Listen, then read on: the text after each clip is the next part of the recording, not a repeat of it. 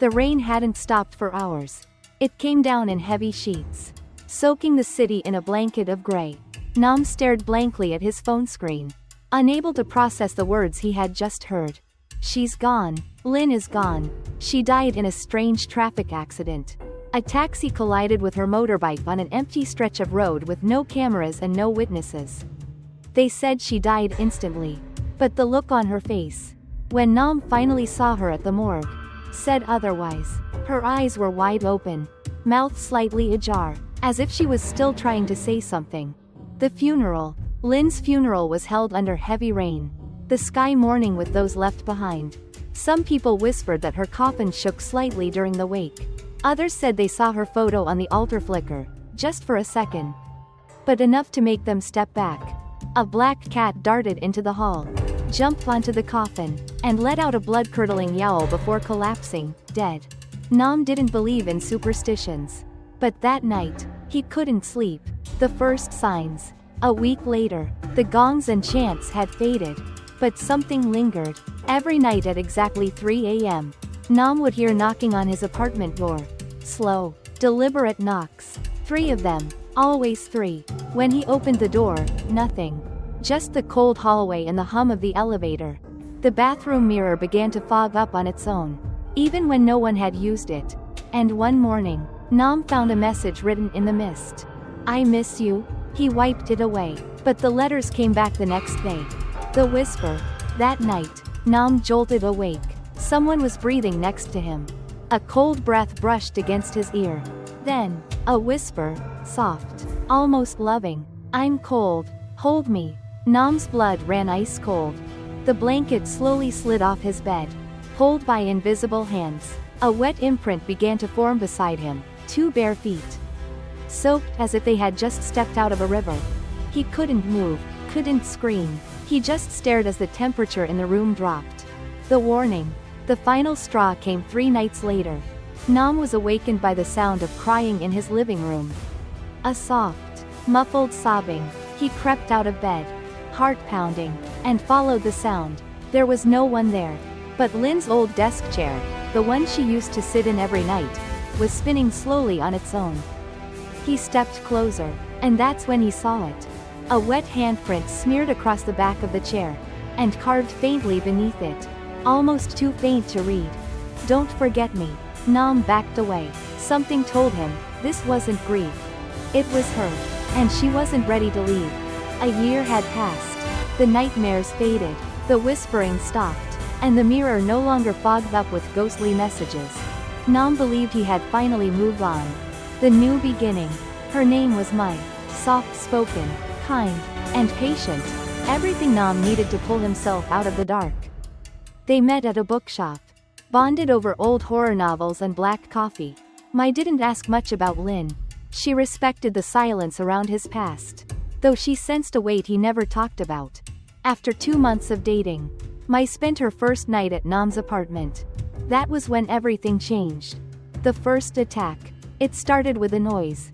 A loud crash in the kitchen at midnight. They ran out of the bedroom and found every cabinet door wide open.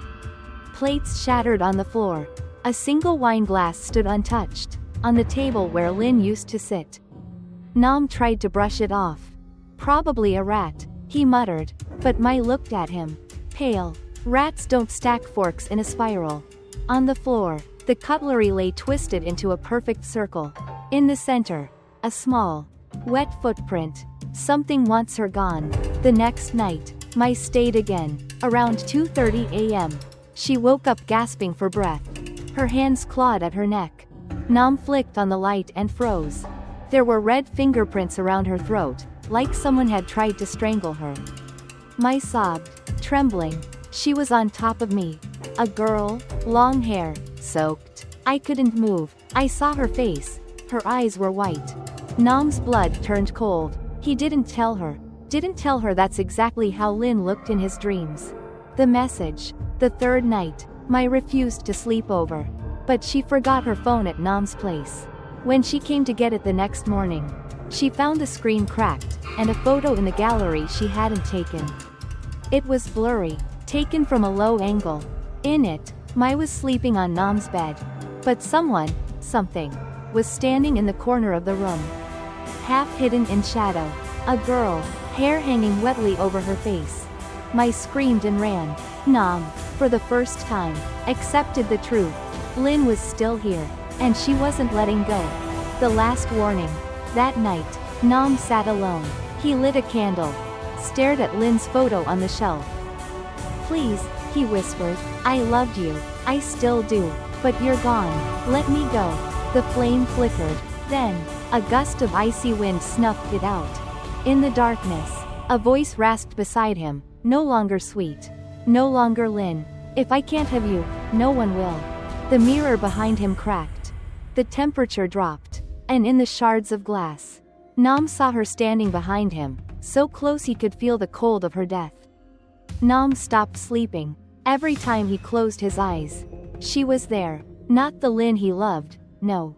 This Lin had blank, milky eyes, skin pale and stretched tight over bone. Her hair clung to her face. Always wet, always dripping. She didn't speak in the dreams anymore. She just stared, and smiled. The dreams turn real. One night, Nam woke up to the sound of water dripping, drip, drip, drip, onto his bedroom floor. He turned on the light. The ceiling was dry, but a puddle had formed beside the bed. His bed sheets were soaked, and on the edge of the mattress, a long strand of black, wet hair. He hadn't dreamt it. The nightmare was real. The forgotten photo. Desperate for answers, Nam began going through Lin's old belongings. A box he had shoved into the closet and promised never to open. He found a diary. Most pages were torn, scribbled over, but one remained untouched. "If he ever leaves me, I'll die. I mean it. We're meant to be. Even in death, I'll find him. I'll never let him go." Underneath the page, taped carefully, was a Polaroid.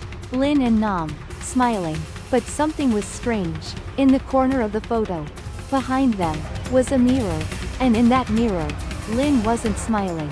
She was looking directly at the reflection, straight into Nam's eyes. Her expression, cold, possessive, almost predatory. He never noticed it before. The night of the mirror. That same evening, Nam was brushing his teeth when the bathroom light flickered and went out. The mirror fogged up. This time, the message wasn't sweet. "She touched you. She slept in our bed. She must be punished." Nam backed away, heart pounding. Behind him, the shower curtain swayed slightly, though no windows were open. He grabbed his keys, ready to leave, but the door wouldn't open. The lock twisted itself shut. Then came the knock. 3 knocks. Slow, measured, like always. He turned back toward the mirror. His reflection was gone. But hers wasn't. Lin stood where he should be, inside the glass, head tilted. Then she lifted her hand and dragged her finger across the surface. Slowly, leaving behind a single word. "Mine." Voices from the past. Nam met Lin's mother the next day. She looked tired, older than he remembered. He finally asked her, "Was Lin ever different before she died?" The woman hesitated, then nodded. "She changed in the last months. Obsessed. She said things like, 'If she couldn't have you, no one could.' I thought she was just heartbroken." Then she said something that froze Nam's blood. The night before she died, Lin was laughing alone. She said she talked to something in the mirror, that it promised to help her never be forgotten. Nam's hands trembled. He realized this wasn't just a ghost. It wasn't just Lin anymore. Something else had answered her when she cried into the mirror. And now it was here. Nam's apartment stank of rot. No matter how much he cleaned, the stench remained, heavy, wet, and decaying. Mirrors began to crack without reason. Electronics died when he touched them. Even light bulbs refused to stay on. Something was sucking the life out of his space. And maybe, out of him. Seeking help. Desperate, Nam searched the forums for spiritual help. One name kept appearing, spoken in hushed comments. Thay Tam. He sees what others can't. Nam found the man in a small, crumbling house at the edge of the city. The air around it buzzed like static. Thay Tam didn't ask why Nam had come. He just looked at him, eyes narrow, and said, "She's clinging to you. She's not alone anymore." Nam froze. She? The girl, the one who died. Her soul, didn't pass peacefully. But something worse heard her cry. It came through a mirror. That mirror in your house. It's no longer a mirror. It's a gate. Nam's mouth went dry. Can you get rid of her? The old man didn't answer immediately. He pulled out a compass. The needle spun wildly. This is no longer just her. She made a pact. Love turned into possession. Jealousy twisted into a curse. Then he whispered something that chilled Nam to the bone.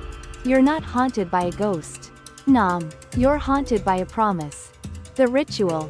That night, Thay Tam came to Nam's apartment. He laid down a grid of bua chu. Mirrors covered in red thread. Bowls of salt. And black candles. Do not speak. Do not look her in the eyes. And above all, do not believe what she says. As the ritual began, the temperature dropped to freezing. The lights dimmed, though no one had touched them. Then came the knocking. Not from the door, but from inside the walls. Slow, rhythmic, 3 knocks. Then again, and again.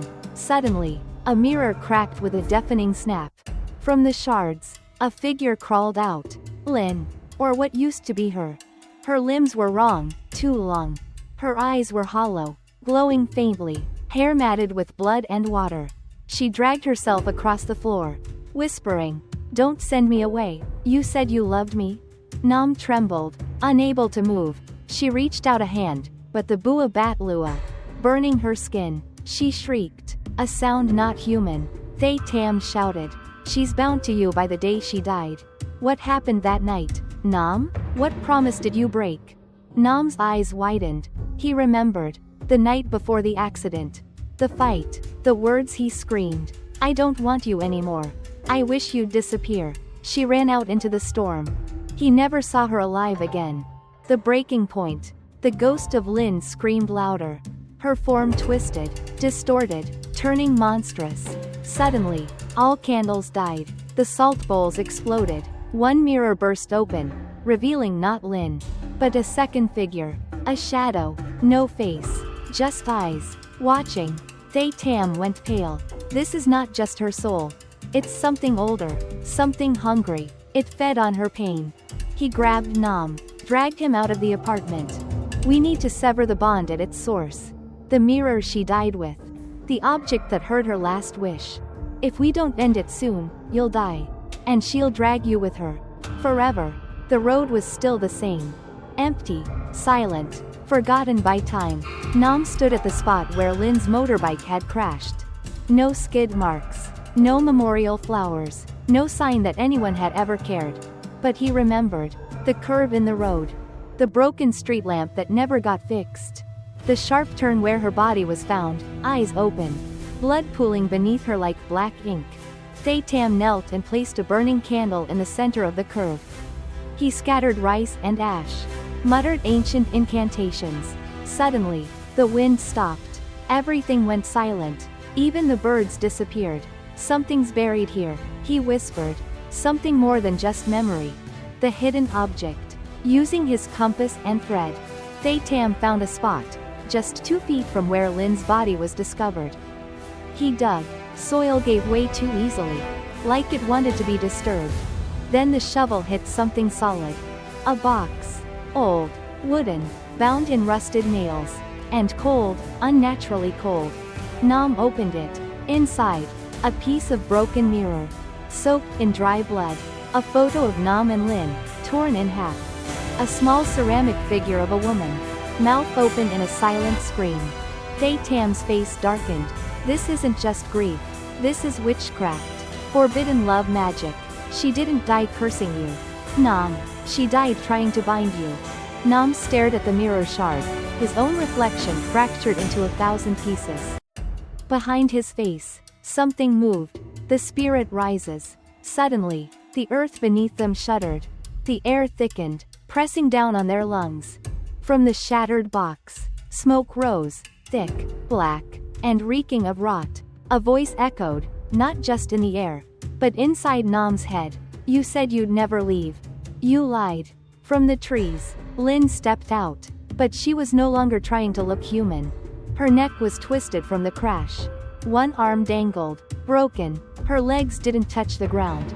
She hovered, face bloated, skin gray. eyes bleeding. She used a forbidden ritual.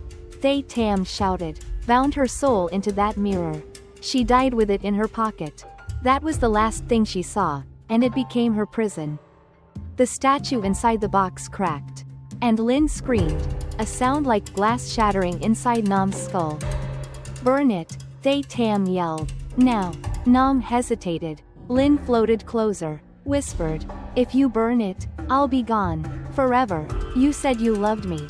You promised? His hands trembled. Memories flooded back, her laughter. The nights they shared. The way she smiled in the sunlight.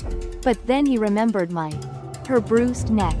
The sobs. The fear. Nam dropped the torch. Flames swallowed the box. The mirror shattered. The statue exploded. Lin let out one final, shrieking wail as her form splintered into ash. Ripped from the earth and hurled into the void. The wind stopped.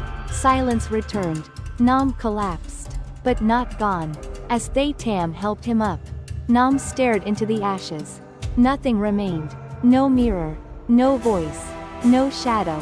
Just peace. Or so he thought.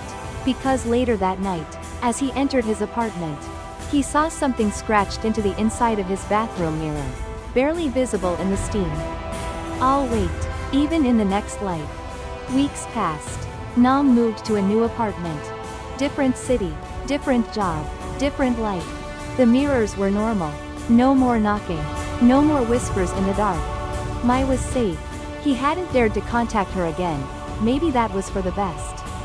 Everything seemed over. But something inside him refused to rest.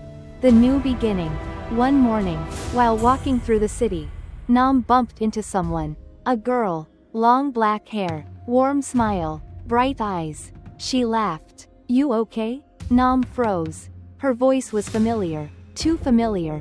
What's your name? He asked. Trying to sound casual, she tilted her head. Lin. Lin Truck. His heart stopped. She didn't recognize him. Had never met him, but when she smiled again, it was the exact smile from the photo. The smile that haunted his dreams. No, it can't be. He excused himself quickly, tried to forget it, tried to believe it was coincidence. That night, he dreamed again, not of the old Lin, but of the new one. Standing in the fog, dressed in white, her eyes bled slowly, but her lips moved. You burned the mirror, but I remember. We'll meet again, every life, every death, until you love me, and only me. Nam woke up screaming. And there, on the mirror of his new apartment, 3 knocks, and a single word scratched into the glass. Again.